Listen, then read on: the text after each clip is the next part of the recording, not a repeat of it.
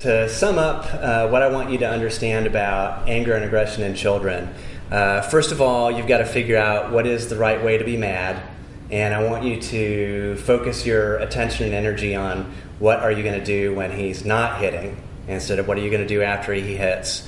We need to have some kind of ritual that involves words and a body motion for them to express anger the right way. We need to be practicing that. That's a good consequence. We're going to practice being mad the right way 15 times since you had trouble with it just then.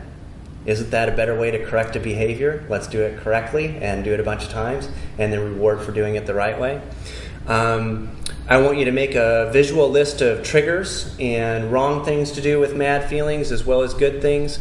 If you've got a really young kid, what you can do is you can take a piece of paper and divide it up into thirds. And you can put a couple of the triggers to an angry feeling, and then you can put bad things to do with mad feelings. You can put like people punching with the circle with the cross or the X through it. That's pretty universal. And then at the bottom you can show good things to do with mad feelings. You can go swing in your swing, or you can go hide under your blanket in your room and maybe even show a picture of a reward that the kid can get for that. If it's a really young kid, then you can just show this picture when they're starting to have an episode, because remember, as they're getting upset, their ability to process words goes down. So if you can show them something visual as a reminder and say, if you can do this right now with those mad feelings, here's what you're going to get for it.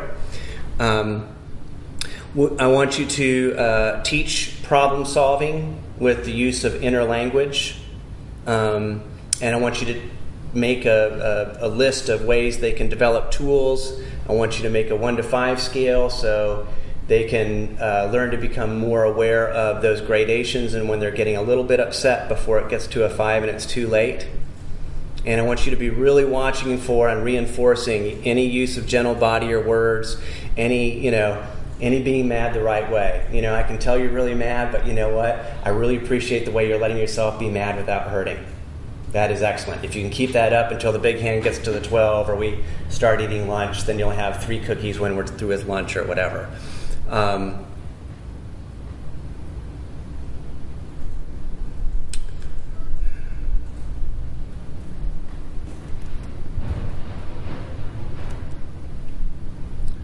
one other thing I wanted to say.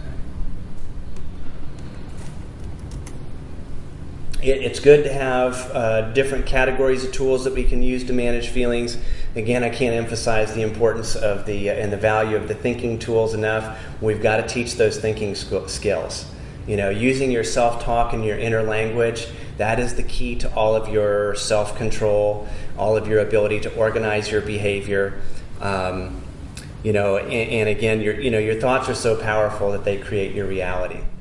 Thanks for watching this video episode on anger in my intensive care series. Please reference my website at www.bradmasoncounselor.com and see my ebook for more resources and information.